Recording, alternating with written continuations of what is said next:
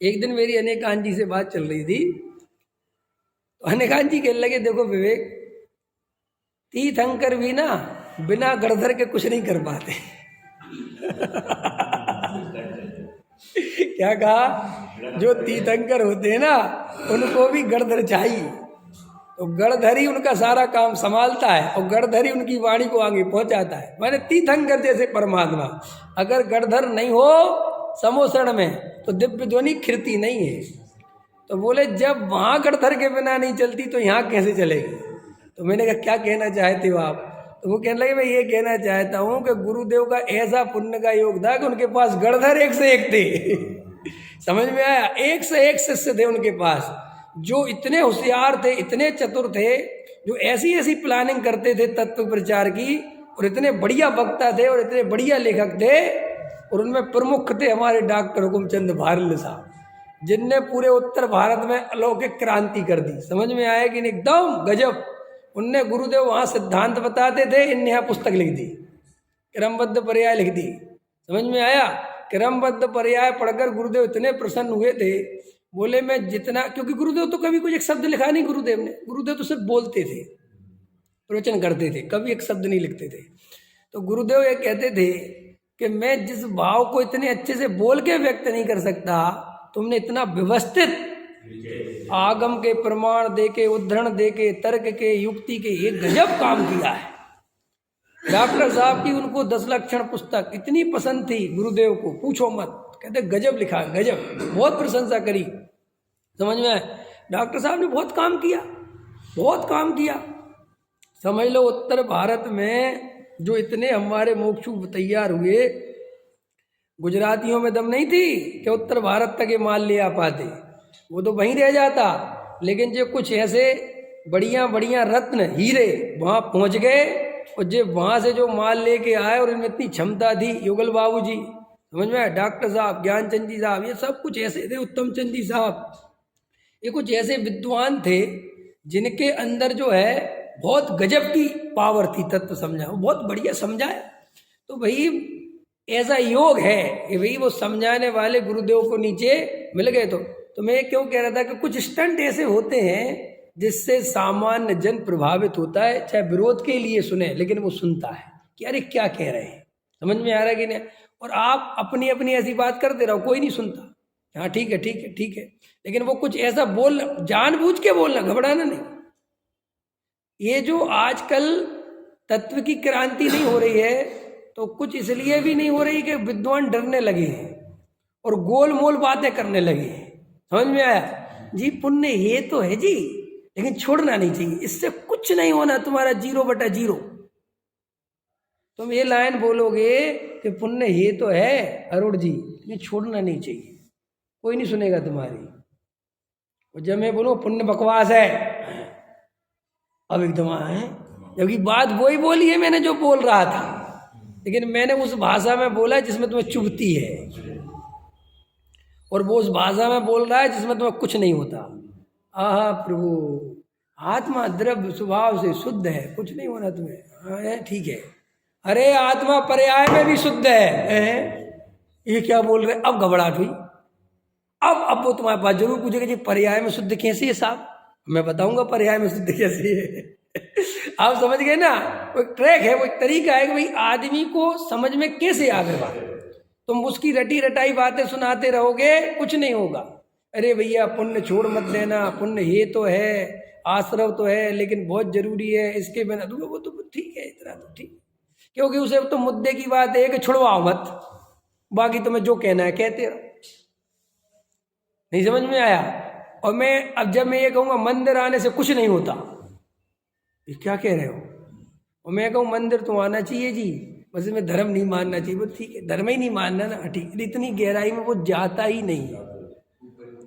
इसलिए कई लोग मेरे पे कहते कि आप थोड़ा कड़क बोलते। भैया हमें सब पता है, हमें नम्र बोलना भी आता है, ऐसा थोड़ी हम अच्छा नहीं बोल सकते, हमें मीठा मीठा बहुत अच्छा आता है बोलना, लेकिन हम मीठा मीठा बोलने वालों को जानते हैं, हम उनके श्रोताओं को जानते, कुछ नहीं हो रहा है।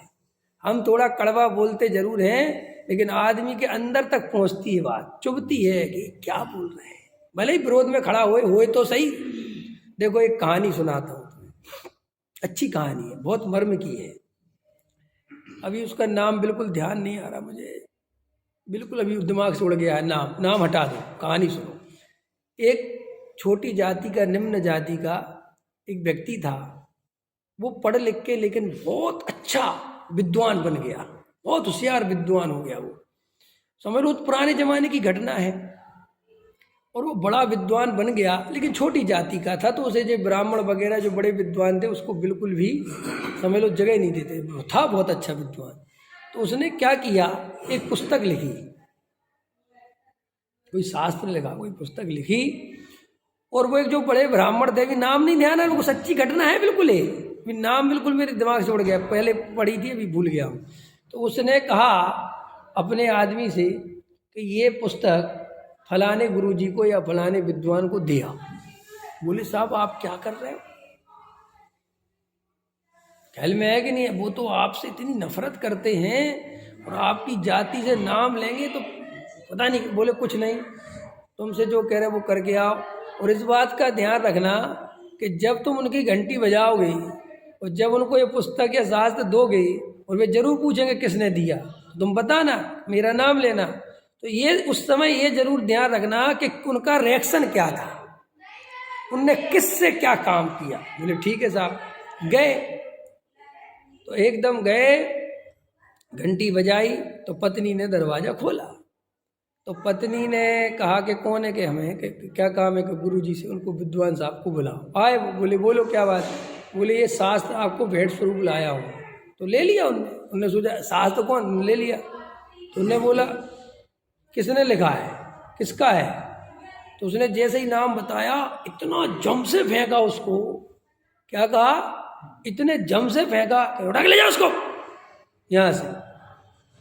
लेकिन उसने साथ में ये कहा था कि वो फेंकें कुछ भी करें, छोड़ के आ जाना, लेकिन उठाना मत, वापस लेके नहीं आना। तो वो तो भैया उसने दिया और उन्होंने फेंका, लेकिन वो खड़ा रहा। इतने में पत्नी ने वो शास्त्र उठाया और कहा भैया जाओ आप जाओ। चले गए। तो पत्नी बोली उसी के सामने कि अपन को ऐसा व्यवहार तो नहीं करना चाहिए, अब लाए थे इतने शास्त्र रखे हैं, ये भी कहीं रख लेते और बाद में तुम्हें उठा के फेंकना था, देना था दे देते, ये व्यवहार तो ठीक नहीं है। तो उस आदमी को उसकी पत्नी बड़ी अच्छी लगी। किसकी, वो विद्वान की, कि बड़ी सज्जन है, विद्वान तो बड़ा खड़ूस है। वो गया अपने वापस, उससे बोला जैसी घटना हुई बिल्कुल वैसी सुनाना। बोले साहब क्या सुनाना, वो तो वो ही हुआ, उनकी पत्नी बहुत अच्छी है, लेकिन उसने आपके साथ को उठाया, बराबर साफ किया, धूल और व्यवस्थित उसने रखा। उसने भी कहा कि ऐसा व्यवहार नहीं करना चाहिए। बोले इसकी छोड़, उसने क्या किया। बोले साहब उनने तो उठा के ऐसा फेंका है, ऐसा नाम देगा और मैंने बोला ऐसा फेंक दिया। बोले बहुत अच्छा, मेरा काम हो गया। बोले क्या, बोले अब वो जरूर खोलेगा उसे। इतने जम से फेंकने का मतलब है कि बहुत सोचता है मेरे बारे में, आप समझ रहे हो ना। अगर इतने जम से नहीं फेंका होता तो वो इस बात की निशानी थी कि वो मुझे ध्यान ही नहीं देता है। समझ में आया। वो कहानी क्या कह रही है, वो कहानी ये कह रही है कि जो मीठा मीठा बोलते हैं और हाँ जी कहिए, और जो क्यों इनके चक्करों में मत रहना, कोई काम के नहीं है। जो थोड़ा कड़क बोलता है, जो विरोध करता है तो ढंग से करता है, समझ में आया, और समर्थन करता है तो ढंग से करता है, वो आदमी काम का है। नीतीश कोई काम का है। नीतीश राजनीति में भूकंप चल रहा है क्यों। ऐसे ही भैया ये डुलमुल वाले कोई काम के नहीं है। पुण्य वालों को देखा रहे जी, पुण्य भी जरूरी है जी, करना चाहिए जी, पुण्य तो बहुत, ऐसा थोड़ी जी है तुम्हारे सामने ऐसी रामायण पढ़ने लगे और फिर कहीं और गए जहाँ पे प्योर मोक्ष मिल गया। अरे जी पुण्य तो है। अरे ऐसे करते हैं विद्वान, गुजरात में जाके उनकी टोन बदल जाती है और यहाँ आके तुम्हें चरणानी को कपाट पढ़ाने लगते हैं और तुम उन्हीं को सबसे बड़ा गुरुजी मान लेते हो अपना, कि कुछ भी कहो। वो पंडित जी बहुत अच्छे बैलेंस रखते थे। बैलेंस माने किसी काम का नहीं, खतरनाक है ना, खतरनाक। ये बैलेंस बनाते फिर है ना, ये तो राजनीतिक लोग होते हैं। बैलेंस बनाना किसका काम है, राजनीतिक का काम है। जो ईमानदार होता है वो सोच सोच के नहीं बोलता, वो सच्चा बोलता है। जो ज़्यादा सोच सोच के बोलने लगे समझ लेना कहीं गड़बड़ है। अगर सत्य ख्याल में आ गया तो इतना क्या सोचना, पुण्य है तो है, नहीं साहब कोई अपेक्षा लगा लो, कुछ ऐसे कर लो, अरविंद जी बुरा मान जाएंगे, ये सोचना तो राजनीति हो गई ना भाई साहब। मुकेश जी, अगर मैं ये सोचने लगूँ एक सेंटेंस बोलने के पहले कि यार ये बोलूँगा तो ये मुकेश जी बुरा मान जाएंगे, इसलिए मैं इसको थोड़ा घुमा देता हूँ, तो राजनीति होगी, तो मायाचार हो गया कि नहीं साहब लोग भग जाए। अरे भगने दो ना, सत्य के लिए किसी की जरूरत नहीं, और जिसे सबकी जरूरत है वो सत्य कभी बोल सकता नहीं।